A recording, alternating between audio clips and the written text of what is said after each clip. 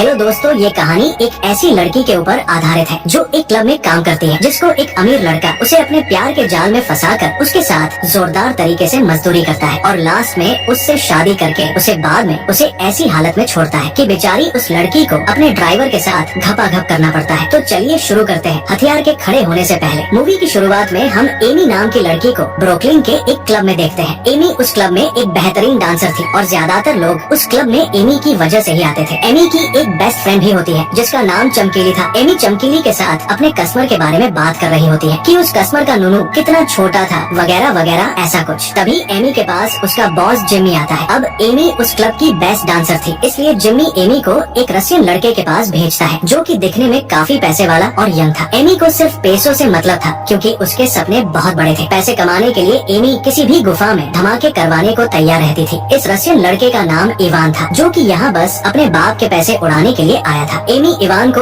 अपनी VIP service के बारे में बताती है और उससे बातें करने लगती है, लेकिन इवान का तो हथियार गुफा में धमाके करने को उत्सुक था, इसलिए वो एमी को जल्दी से अपनी गुफा दिखाने की बोलता है। तो एमी इवान को अपनी गुफा दिखाने के लिए रूम में लेकर जाती है। रूम में जाने के बाद एमी अच्छे से इवान से अपना खेत गीला करवाती है। खेत को पानी पिलाने के बाद जब दोनों साथ बैठकर बातें करने लगते हैं, जहाँ इवान एमी से पूछता है कि क्या तुम क्लब से बाहर भी अपना खेत गीला करवाती हो, तो एमी इवान को अपना नंबर दे देती है। जिसके बाद एमी वहाँ से अपने घर आ जाती है जहाँ वो अपनी फ्रेंड के साथ रहा करती थी। अब एक दिन इवान एमी को मैसेज करके अपने घर मजदूरी करने के लिए बुलाता है। एमी अच्छे से तैयार होकर इवान के घर जाती है। एमी इवान का आलीशान घर देखकर हैरान थी कि एक छोटा बच्चा इतनी आलीशान लाइफ कैसे जी रहा है। वेल इवान फिर एमी को अपने रूम के अंदर लेकर जाता है क्योंकि उसका हथियार जंग लड़ने को उत्सुक था। फिर दोनों जोरदार तरीके से जंग लड़ते हैं। जंग लड़ने के बाद एमी इवान से पूछती है कि आखिर तुम छोटी उम्र में इतनी मस्त लाइफ कैसे जी रहे हो, तो इवान उसे बताता है कि मेरा बाप रसिया का सबसे अमीर आदमी है जिसका नाम निकोलाई जकारोज है और इवान उसी का बेटा था। इवान ब्रुकलिन बस अपने बाप के पैसे उड़ाने आया था। ये सुनकर एमी की दिलचस्पी इवान की ओर बढ़ जाती है क्योंकि एमी भी ऐसी ही लाइफ जीना चाहती थी। इसके बाद एमी वापस अपने क्लब आ जाती है और अपनी बेस्ट फ्रेंड से इवान के बारे में बात करने लगती है कि इवान एक बिगड़ा हुआ रईस शहजादा है, उसके पास बहुत सारे पैसे हैं। ये सुनकर उसी के क्लब में काम करने वाली रंगीली चिढ़ जाती है क्योंकि एमी हमेशा बड़े बड़े लोगों को खुश किया करती थी। वेल अगले दिन एमी फिर से इवान के घर जाती है जहाँ एमी अलग अलग तरीके से इवान का हथियार खड़ा करके उसे खुश करती है। घपाघप हो जाने के बाद जब दोनों थककर बैठ जाते हैं तो इवान एमी से कहता है कि कल मैं न्यू ईयर की पार्टी दे रहा हूँ जिसमें तुम्हें आना ही पड़ेगा। तो एमी भी उसकी पार्टी में जाने के लिए मान जाती है। अगले दिन एमी अपनी फ्रेंड चमकीली को लेकर पार्टी में पहुँचती है जहाँ चमकीली उस पार्टी को देखकर चौंक गई क्योंकि उस पार्टी में बेहिसाब वाइन और खूब सारे पैसे फूके गए थे। फिर इवान इन दोनों से मिलता है जहाँ ये मिलकर बहुत सारी ड्रिंक करते हैं और नशे में हो जाते हैं। फिर जब न्यू ईयर लग जाता है तो ये सभी छत पर जाकर पटाखे फोड़ते हैं। फिर इवान एमी से आज रात भी उसके साथ रुककर घपाघप करने की बोलता है, पर एमी को इवान के पैसों से प्यार हो चुका था, इसलिए एमी इवान से ज्यादा पैसे की मांग करती है और इवान इसके लिए मान गया था। फिर इवान एमी को खोपचे में ले जाकर अच्छे से पेलता है। जिसके बाद अगले दिन जब इनकी आँख खुलती है तो एमी जल्दी से वहाँ से जाने लगती है क्योंकि एमी को काम पर भी जाना था, लेकिन इवान उसे रुकने की बोलता है क्योंकि इवान को अब शायद एमी से प्यार होने लगा था। इवान एमी को एक ऑफर देता है कि तुम एक हफ्ते के लिए मेरे साथ रहो मेरी जीएफ बनकर, ताकि मैं हर तरीके से तुम्हारी गुफा की सैर कर सकूं। एमी इसके लिए मान तो जाती है पर वो इवान से $25,000 की मांग करती है। इवान के लिए इतने पैसों की कोई औकात नहीं थी, इसलिए वो एमी को पैसे देने के लिए राजी हो जाता है। जिसके बाद एमी वहाँ से अपने घर जाकर अपना सामान पैक करती है और इवान के आदमियों के साथ कार में बैठकर इवान के घर आ जाती है। जिसके बाद एमी इवान की गर्लफ्रेंड बनकर रहने लगी और इवान के पैसों के साथ एमी अपनी लाइफ भी खुलकर जीने लगी। एमी अब इवान की जीएफ बन चुकी थी, इसलिए एमी धीरे धीरे इवान के दोस्तों के साथ भी टाइम बिताने लगी। ये सभी मिलकर खूब पैसे उड़ाते और मजे करते। जिसके बाद ये सभी एक साथ अपनी छुट्टियां बिताने के लिए लास वेगस के लिए निकल जाते हैं। लास वेगस जाने के बाद ये सभी मिलकर ऐसो आराम की जिंदगी बिताने लगे। देखते ही देखते इन्हें वहाँ एक हफ्ता गुजर गया। हफ्ते की लास्ट नाइट को इवान एमी की गुफा में जोरदार धमाके करता है और एमी से कहता है कि मैं तुमसे प्यार करने लगा हूँ और मैं अब वापस रसिया जाकर अपने बाप की कंपनी में काम नहीं करना चाहता। अगर मैं अमेरिका की किसी लड़की से शादी कर लूँ तो मैं अमेरिका का निवासी बन जाऊंगा और मुझे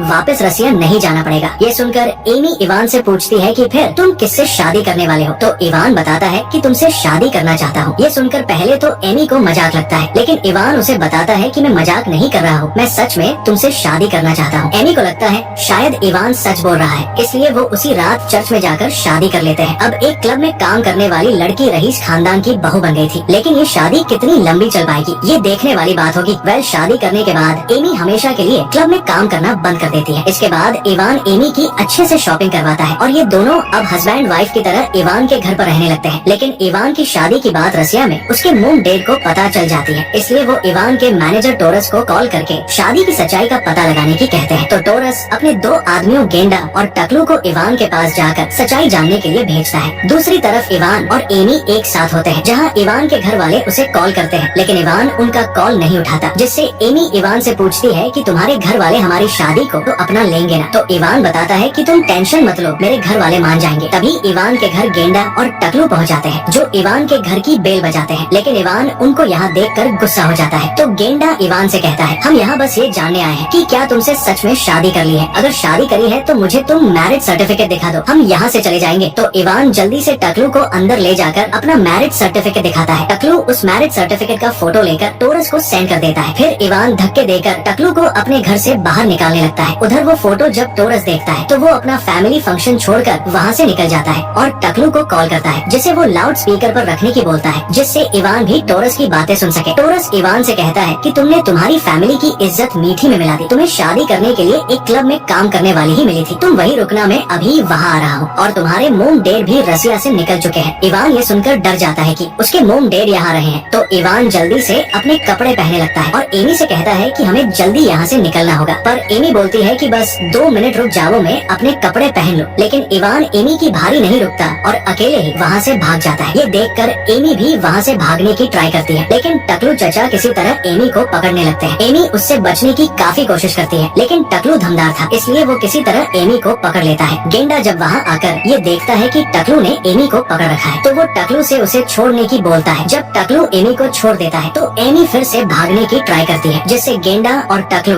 दोनों के साथ उसे रोकने की कोशिश करते हैं, जिसमें गेंडे को चोट लग जाती है, इसलिए वो टकलू से कहकर एमी के हाथ पर बंधवा देता है। थोड़ी ही देर बाद वहाँ टोरस भी आ चुका था। टोरस जब ये सारा सीन देखता है तो वो काफी घबरा गया था और वो एमी को समझाने लगता है कि इवान अभी छोटा बच्चा है, उसने तुमसे नादानी में शादी कर ली है, इसलिए तुम्हें मेरे साथ चलकर उसे तलाक देना ही होगा। पर एमी इसके लिए मना कर देती है और कहती है कि मैं इवान से प्यार करती हूँ, इसलिए मैं उसको तलाक नहीं दूंगी। तो टोरस एमी को बताता है कि इवान के बिगड़ा हुआ लड़का है, मैं उसकी बचपन से जानता हूँ, वो तुमसे प्यार नहीं करता बल्कि तुम उसके लिए खेलने का समाना हो। लेकिन एमी को उसके ऊपर ट्रस्ट नहीं होता। टोरस शादी की बात को खत्म करने के लिए एमी से मैरिज वाली रिंग भी छीन लेता है और एमी से कहता है कि अगर तुम शादी को तोड़ दोगी तो मैं तुम्हें $10,000 दूंगा। एमी के पास कोई और रास्ता नहीं था, इसलिए वो इसके लिए मान जाती है, पर वो एक शर्त रखती है कि वो इवान को ढूंढकर एक बार उससे बात करेगी। जिसके बाद सभी टोरस के साथ इवान को ढूंढने के लिए निकल जाते हैं। ये सभी कई घंटों तक पूरे शहर में इवान को ढूंढते रहते हैं, लेकिन इवान इन्हें घंटा भी नहीं मिलता, इसलिए वो सभी इवान के दोस्तों के पास जाकर वो इवान का पता पूछते हैं, लेकिन उन्हें भी इवान की कोई खबर नहीं थी। एमी इवान को लेकर काफी परेशान थी, इसलिए टकलू चचा किसी तरह एमी का ख्याल रखने की कोशिश करता रहा। वे सभी सिटी के हर एक क्लब में इवान को ढूंढने लगे, लेकिन हर बार उनके हाथ बस निराशा ही लग रही थी। उन्होंने अपने पिछवाड़े का दम लगाकर इवान को ढूंढा, लेकिन वो उन्हें नहीं मिला। उधर इवान उसी क्लब में था जहाँ एमी पहले काम किया करती थी। इवान वहाँ उस लड़की के साथ था जो कि एमी से जला करती थी। उस क्लब में जब एमी की दोस्त चमकीली इवान की वहाँ देखती है तो वो जल्दी से एमी को कॉल करके सब बता देती है। जिसके बाद एमी टोरस और उसके साथियों को लेकर उसी क्लब में जाती है, जहाँ जाकर वो देखते हैं कि इवान पूरी तरह से नशे में धुत है और वो रंगीली के साथ रंग रालियां मना रहा था। एमी इवान से बात करने की ट्राई भी करती है, लेकिन नशे में होने की वजह से उसकी एक नहीं सुनता। एमी और रंगीली के बीच हाथापाई भी होने लगती है, जिसकी वजह से क्लब के बाउंसर उन सबको धक्के मारकर वहाँ से निकाल देते हैं। वे सभी इवान को